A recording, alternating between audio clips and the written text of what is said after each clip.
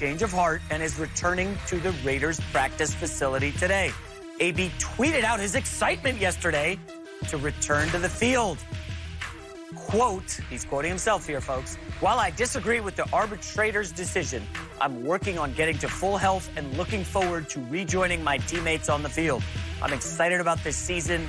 Appreciate all the concerns about my feet." All right.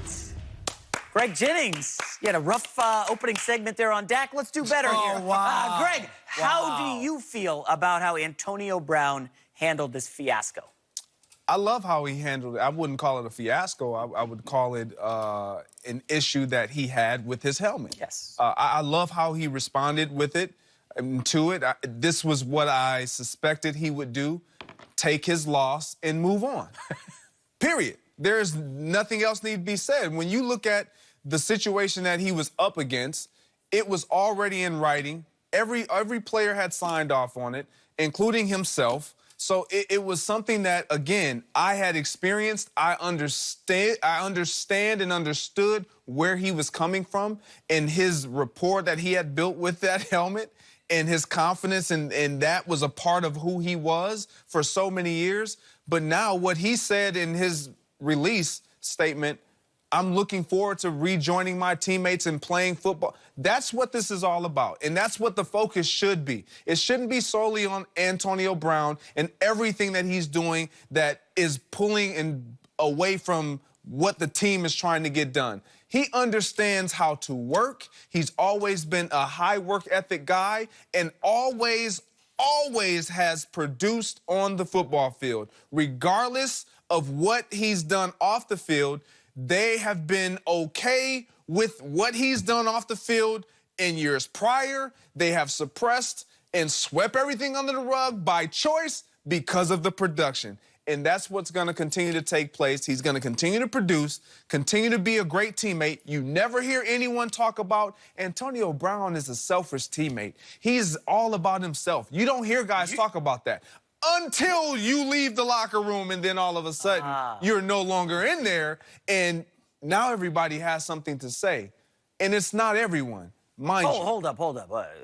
He was a little selfish in the Pittsburgh locker room going on Facebook Live after a Chiefs playoff victory. Mike Tomlin ended up catching some heat for it, said some stuff about the Patriots. Let's not give Brown a total free pass. I'm not giving him a pass for those. But I'm with Greg on this. Bravo to AB. Yeah. Seriously. Bravo for showing up for your job. Way to go. For handling this the right way.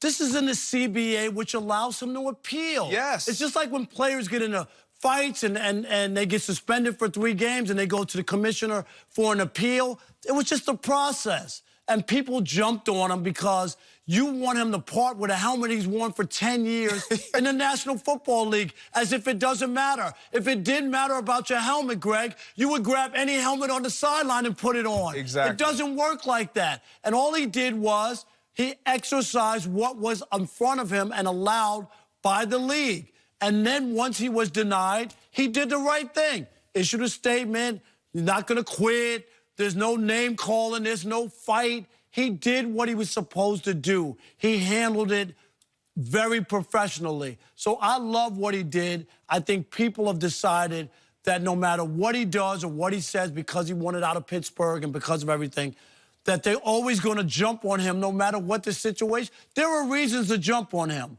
A guy wanting to hold on to his helmet that he feels comfortable with isn't one of them. No. Even Tom Brady and Aaron Rodgers both talked about it, about when they had to give up their helmets. They weren't happy about it. It's an adjustment. It is. So I think that he was right in not wanting to do that, and he decided, okay, I have to move on. And, Greg, you laid it out. It's all set up. He wasn't going to win, but who knows? You go, you make your case.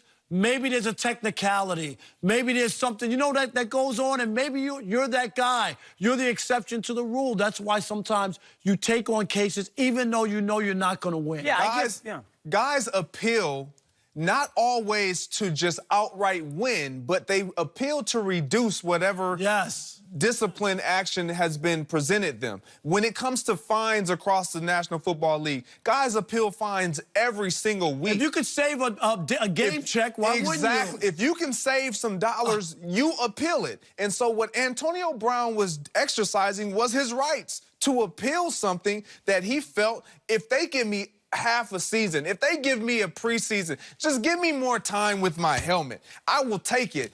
But they decided on not to do it. He has every right to disagree and then move forward amicably. Like, he's fine.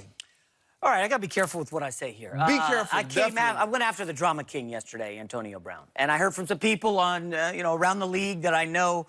And I guess I came away with this, guys. Hard Knocks is tonight, okay? Hard Knocks season opener was last week. Not very well thought of. The first episode was kind of boring. Antonio Brown, the drama king, has a lot of drama ahead of episode 2 of Hard Knocks. And I wonder, and I'm just asking, just saying, as Rob Parker likes to say, how much of this was for show, was for television? How much of this appeal and this, I might retire, because just to go back to the retirement, Rob, this wasn't some wishy-washy report. This was Adam Schefter, one of the elite NFL reporters out there, saying that Antonio Brown could retire. How much of this was done? Antonio Brown and his drama, and maybe not necessarily the feat. But this whole argument, and this I might retire, and this huffy fit, this 6-year-old stomping their feet in the middle of Toys R Us because they can't get their Barbie doll, how much of this was for show, was for Hard Knocks tonight? I respect Adam Schefter as a reporter, but I just cannot believe that he would ever consider quitting over a equipment situation. I just don't. And I don't believe at all that this has anything to do with... Nothing with playing up to reality TV to get them ratings. This is a personal thing that he went to. He went on that field with for 10 years. You know it. It's like playing softball. I have my glove. I don't want to use your glove, Greg. I want to use my glove. Let me remind you. That's broken in and I feel comfortable with. Yes, I will argue with you over equipment that I feel comfortable with. I'm all for that. I understand that aspect. But the fact of the matter is Antonio Brown is a showman, okay? He loves celebrations more than anything. He went on a reality show last year, The Masked Singer, I believe, here on Fox. He is one of these guys who's setting up for... I'm coming into camp in a hot air balloon. I'm going to roll up in a back up the Brinks truck. This is what he does. He wants to be bigger than football. He wants that profile outside of sports. But I don't believe that would be the case with the helmet. If you want to say some other stuff but it's a and make a show, He's using that to enhance his profile. You probably got